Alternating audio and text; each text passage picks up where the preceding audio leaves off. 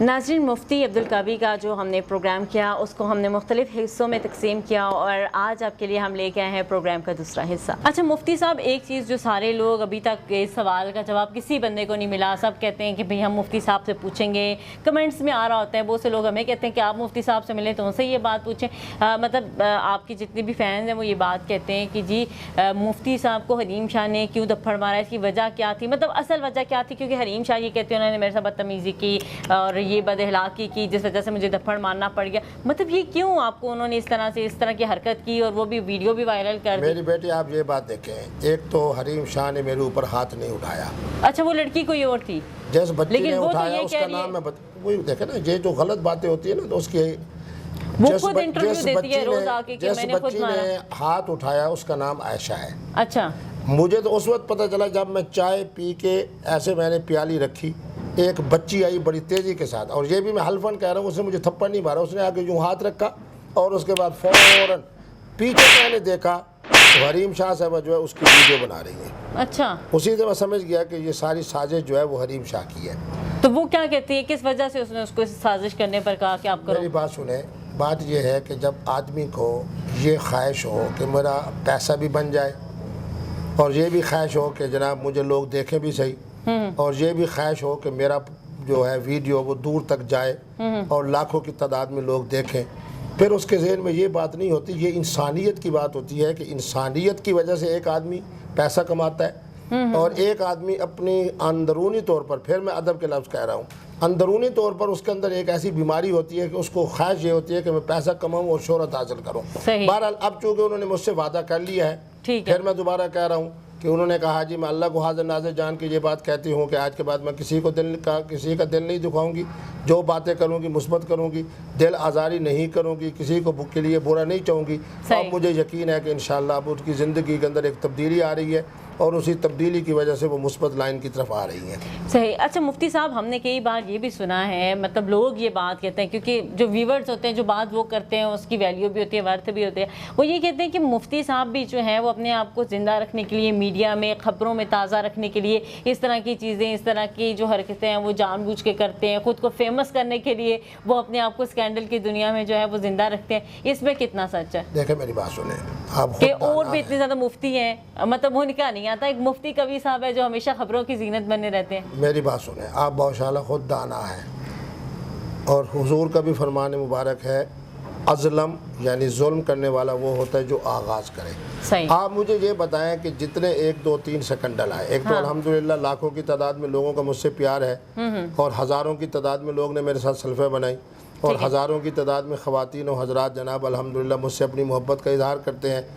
2 جو 3 سیکنڈل جو آئے اس میں آپ مجھے خود بتائیں، حقیقت کو سامنے رکھتے ہوئے، اس کے اندر قندیل بلوچ والا سکینڈل ابھی تک قندیل بلوچ والا آ گیا، خواجہ سرا والا آ گیا، اور اس طرح حریم شاہ صاحب والا آ گیا، اور اس طرح کا جو برہنہ ویڈیو آ گئی۔ اب پچھلے دنوں کے اندر ایک خبر چلتی رہی ہے جو اس سے برہنہ سے بھی زیادہ وائرل ہوئی، وہ جو چائنیز کے ساتھ ڈانس نہیں، وہ والی اس میں کتنا سچ ہے؟ وہ تو بالکل اس کی بھی صداقت سے کوئی تعلق نہیں، کیوں؟ مطلب وہ بھی غلط ویڈیو تھی، وہ ڈانس جو چائنیز کا وہ کوئی اور تھا۔ بالکل جو غلط ہے وہ غلط ہے۔ حریم شاہ والی بات صحیح ہے، تو میں کہہ رہا ہوں حریم شاہ کی یہ بات صحیح ہے کہ وہ جو تھپڑ والا معاملہ ہوا، نہیں تھپڑ انہوں نے نہیں مارا، تھپڑ عائشہ نے مارا۔ اچھا، لیکن آپ اللہ کا کرم دیکھیں کہ 1 مہینہ 28 دن کے بعد وہی عائشہ حریم شاہ کے پاس جاتی ہیں اور خود حریم شاہ کہتی ہیں، آپ کا یہ تھانہ گولرا گواہ ہے، وہاں پرچہ انہوں نے کرایا ہوا ہے کہ انہوں نے جناب اپنا عائشہ آئیں، ان کے ساتھ عبداللہ آئے، دونوں نے پکڑ کے حریم شاہ کو اوپر سے لے کے نیچے تک گھسیٹا اور اس کو اس قدر مارا کہ اس کے جناب سارے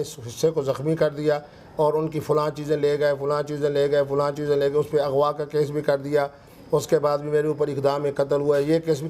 دیکھیں بات یہ ہے کہ مفتی عبدالقوی کی طرف سے یا مفتی عبدالقوی کے فالوورز کی طرف سے جب آپ ایک غلط اقدام اٹھائیں گے تو ٹھنڈا سانس تو نکلے گا نا، اس ٹھنڈے سانس کے اثرات تو ہوں گے۔ اچھا جو بات آپ کہہ رہی تھی، کسی ایسے پروگرام کے اندر بتائیں جو بھی 2 3 4 سیکنڈل بنے، میری طرف سے کوئی آغاز ہوا ہے یا میری طرف سے اس کے اندر کوئی کردار ہے؟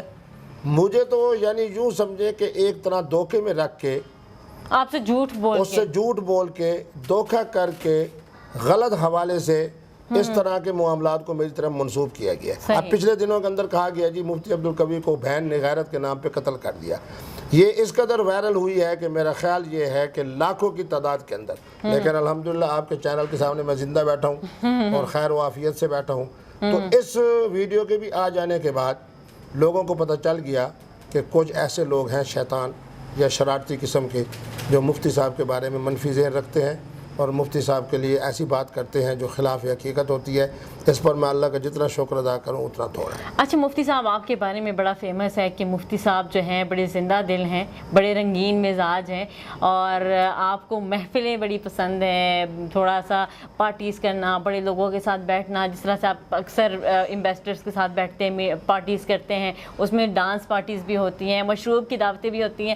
تو یہ شوق کیسے پیدا ہوا، اتنی رنگینی کیسے آئی مزاج میں؟ محترمہ بات یہ ہے کہ محفل سے کچھ نہیں ہوتا. صحیح. ایک آدمی یورپ میں بیٹھا ہے، میں نے یورپ کے اندر خدا کی قسم آپ جیسی ایسی خوش نصیب بچوں کو دیکھا ہے جن کے تہجد کے نوافل بھی قضا نہیں ہوئے. صحیح. محفل کے دوران نہیں، میں بتا رہا ہوں کہ معاشرتی طور کے اوپر یا محفل کے حوالے سے میں الحمدللہ جس محفل میں بھی جاتا ہوں الحمدللہ میری ایک عادت ہے، پہلے بھی میں نے کہا، آج پھر کہہ رہا ہوں کہ میں نشے کے قریب نہیں جاتا. صحیح. میں کسی طرح کے نشہ آور اشیاء کو استعمال نہیں کرتا، نہ میں مشروب مغرب کی طرف جاتا ہوں. اس کے بارے میں ویسے کچھ آپ کی طرف سے کچھ حقائق بیان کیے گئے تھے کہ اگر اس لمٹ میں پیا جائے یا اس لمٹ میں استعمال کیا جائے تو اس کے کوئی مضر اثرات نہیں ہیں، یہ وہ حرام نہیں ہوتا. تو وہ کون سی کنڈیشنز ہوتی ہیں؟ نہیں، وہ اصل میں یہ تھا کہ میں اب اس کو مختصراً بتا دیتا ہوں، اس کو پہلے بھی میں بتا چکا ہوں.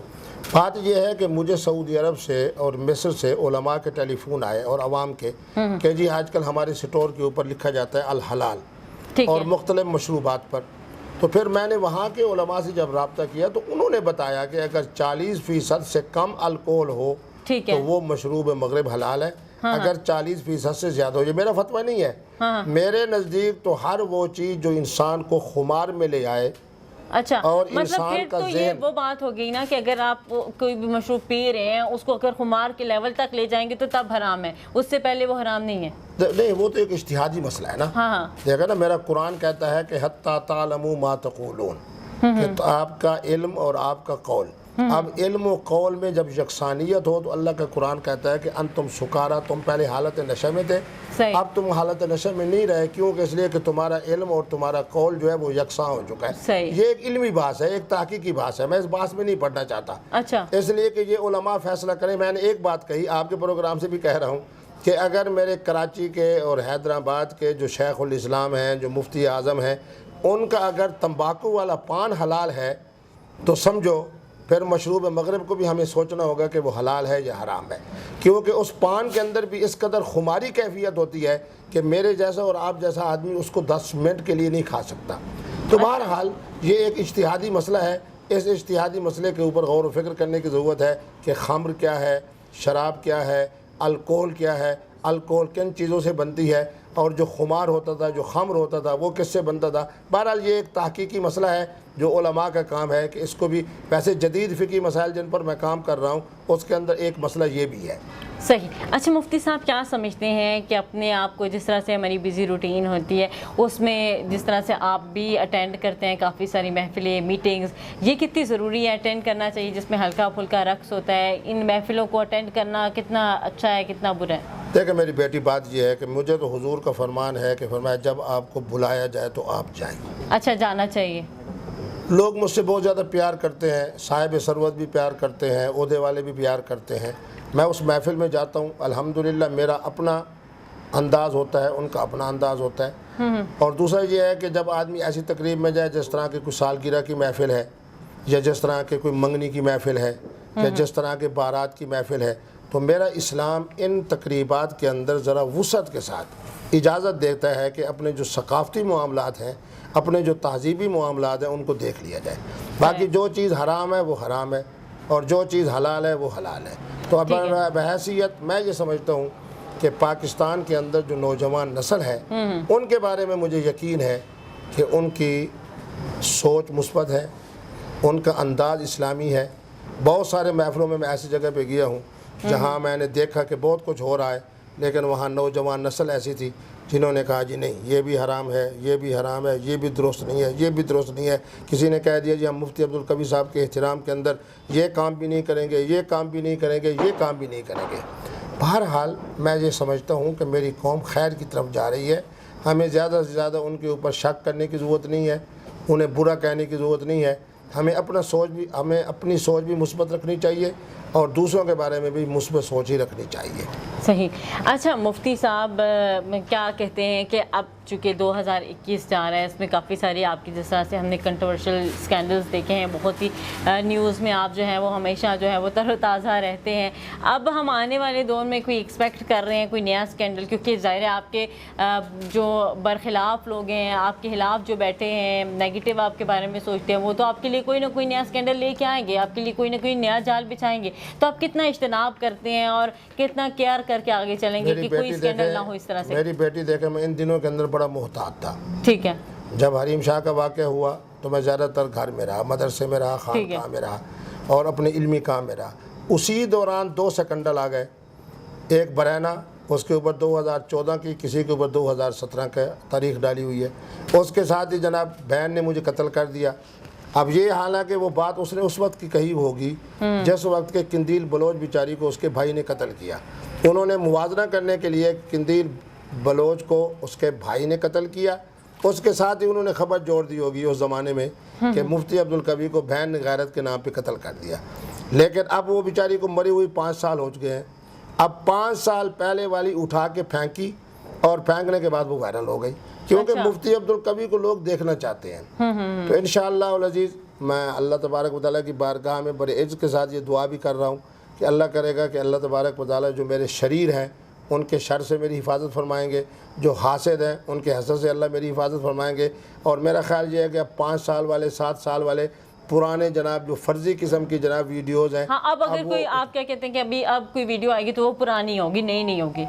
بات یہ ہے کہ میں تو خود 9 مہینے سے، اب میرے پاس یہ ٹیلی فون ہے، اب اس ٹیلی فون کے اوپر کیا ویڈیو بننی ہے اور کیا اس کے اوپر میں نے جناب اچھا جو وہ ویڈیو دکھائی گئی برہنہ والی اس کے بارے میں لیکن وہ ایک اور فون بھی ہے آپ کے پاس، اس کو استعمال نہیں کرتے؟ یہ تو ہمارے ساتھی ہیں، ان کا فون ہے، وہ ابھی اٹھ کے گئے تو وہ رکھ کے گئے. میرے پاس تو یہ ٹیلی فون ہے. صحیح. اب اس صورتحال کے اندر جو ویڈیو دکھائی گئی ہے اس کے بارے میں جو فرازق رپورٹ آئی وہ یہ آئی کہ وہ پی سی ہوٹل لاہور کی ہے. اچھا. اب پی سی ہوٹل لاہور میں اگر حلفاً کہوں تو 5 سال ہو گئے، میں تو کبھی پی سی ہوٹل میں رہا ہی نہیں. اچھا. الحمدللہ آپ کو پتہ ہے اسلام آباد میں آؤں تو دوستوں کے گھر حاضر ہیں، لاہور میں جاؤں تو دوستوں کا میں مہمان بنتا ہوں. اب 5 سال پرانی کسی ایسے آدمی کی جناب کیسے وہ پھر اس کے اندر جناب جس انداز سے دکھایا گیا ہے، پھر یہ ہے کہ اس کے اندر پی سی ہوٹل دکھایا گیا ہے.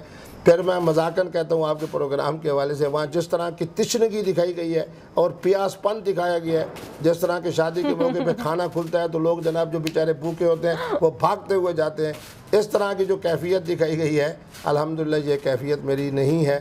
میں اس لحاظ سے خوش نصیب ہوں کہ میری نوجوان نسل مجھ سے محبت رکھتی ہے، مجھ سے عقیدت رکھتی ہے، مجھ سے پیار رکھتی ہے. اچھا مفتی صاحب آپ کے بارے میں ایک اور چیز بھی سننے کو ملتی ہے کہ مفتی صاحب جو تھے ان کو انٹرسٹ نہیں تھا مولوی بننے کا اور آپ کے والد صاحب نے زبردستی آپ کو مولوی بنا دیا. اس میں کتنی صداقت ہے کہ آپ کا انٹرسٹ اس میں تھا یا نہیں تھا؟ میں اس خاندان سے تعلق رکھتا ہوں کہ میرے خاندان کا ہر بچہ اور ہر بچی حافظ قرآن ہے. صحیح. تو آپ کا شروع میں انٹرسٹ تھا؟ الحمدللہ میں جب 4 سال کا ہوا تو مجھے دادا صاحب نے ایک بہت بڑے اللہ کے ولی کی قبر پہ بٹھا کر قرآن مجید کا آغاز کیا. پھر آپ خوش ہوں گی کہ ابھی میری عمر 14 سال تھی کہ میں نے فاضل پرشین کا امتحان دیا جو ایکول ہے ٹو ایف اے. صحیح. مجھے خصوصی طور پر گورنر صاحب سے اجازت ملی اور پھر مجھے امتحان میں بیٹھنے کی اجازت دی گئی کیونکہ انہوں نے کہا کہ کم از کم فاضل پرشین کے لیے عمر کا 18 سال ہونا ضروری ہے اور میں 14 سال کے. پھر اللہ کا فضل یہ ہوا کہ میں بورڈ کے اندر دوسرے نمبر پہ آ گیا. تو میں تو پہلے ہی دن سے پھر مدینہ یونیورسٹی میں میرا جانا، پھر جامع ازہر کے اندر میرا جانا، پھر تعلیم کے حوالے سے میں نے جہاں دینی تعلیم حاصل کی اسی طریقے پر میں نے میٹرک اور ایف اے اور بی اے اور ایم اے اردو اور پھر ایم فل. تو یہ ساری وہ چیزیں ہیں کہ میری اپنی خواہش یہ ہے کہ میں تو خود اپنے آپ کو ہمیشہ کہتا ہوں کہ میں طالب علم ہوں اور طالب علمانہ باتیں کرتا ہوں. صحیح. اچھا مفتی صاحب آپ سے یہ جاننا چاہیں گے کہ اب ان فیوچر کوئی سیاست کی طرف آنے کا کوئی پلان ہے، کوئی پارٹی جوائن کرنے کا پلان ہے، اس طرح کی کوئی چیزیں ہو رہی ہیں؟ میرے اندر سیاست کا جرثومہ ہے. اچھا. یہ بات حقیقت ہے کیونکہ میں بادشاہوں کا بھی مہمان رہا اور صدام حسین کی دعوت پر میں 3 دفعہ گیا تو میں نے پوری عالمی سیاست کو بڑے قریب سے دیکھا ہے. شاہ فہد کی دعوت پہ 2 دفعہ میں گیا. اسی طرح جتنے اسلامی ممالک ہیں سب کا میں نے سرکاری سطح پر وہاں کی حکومتوں کی دعوت پر میں نے سفر کیا. اچھا. میں یہ دیکھ رہا ہوں آپ کے پروگرام کو بڑی اچھی خبر دے رہا ہوں کہ مستقبل جو ہے وہ 3 لوگوں کا میں دیکھ رہا ہوں, یوسف رضا گیلانی کا, جہانگیر ترین کا اور راجہ پرویز اشرف کا. صحیح. کیونکہ میں جو کچھ دیکھ رہا ہوں وہ یہی ہے کہ پاکستان پیپلز پارٹی کے لیے اب بلوچستان سے جس طرح لوگوں کی آمد شروع ہو گئی ہے, اور جس طرح جہانگیر ترین گروپ جو میرے جنوبی پنجاب کا بڑا مضبوط گروپ ہے وہ بھی پیپلز پارٹی کے قریب تر آ رہا ہے, اور پیپلز پارٹی والوں نے جس طریقے پہ ایک خاص کردار ادا کیا ہے جبکہ موجودہ حکومت کے خلاف ایک تحریک بڑی زبردست جگہ پر چلی گئی تھی, تو اس دوران انہوں نے جس انداز سے اپنے اس اتحاد سے علیحدگی اختیار کی, پھر یوسف رضا گیلانی کو جس طریقے کے اوپر سینٹ کی ممبرشپ ملی, پھر اس کے بعد قائد حزب اختلاف بنے, یہ ساری چیزیں جو میرے چھٹی حص کہتی ہے سیاست کے حوالے سے وہ یہی ہے کہ پاکستان پیپلز پارٹی کا مستقبل میں بہتر دیکھ رہا ہوں. اچھا, پر آپ کی یہ خواہش ہے کہ آپ ان فیوچر اس کو جوائن بھی کریں گے؟ نہیں, میں اصل میں یوسف رضا گیلانی صاحب کے ساتھ میرا تعلق ایسا ہے خاندانی کہ اگر میں جوائن نہ بھی کروں تو اگر یوسف رضا گیلانی صاحب کھڑے ہیں تو سمجھو مفتی عبدالقوی صاحب کھڑے ہیں. ٹھیک ہے.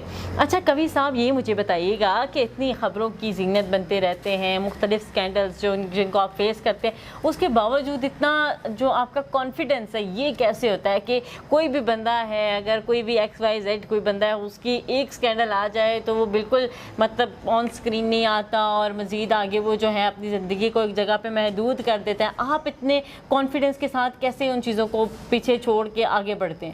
بڑی عمدہ بات کی. بات یہ ہے کہ جو صداقت ہے نا اس کے اندر بڑی طاقت اور قوت ہے. اچھا. کیونکہ جب بھی میرے اوپر حملہ ہوا ہے نا اس حملے کے اندر صداقت نہیں تھی, اس کے اندر یوں کہنا چاہیے کہ ساری بناوٹ فرضی, اور اس طریقے پہ جناب کہنا چاہیے کہ ان کو صرف اور صرف مقصد مفتی عبدالقوی کا جو لوگوں کے دلوں کے اندر احترام ہے اس احترام کو ختم کرنے والی جو کیفیت ہے اس کی وجہ سے.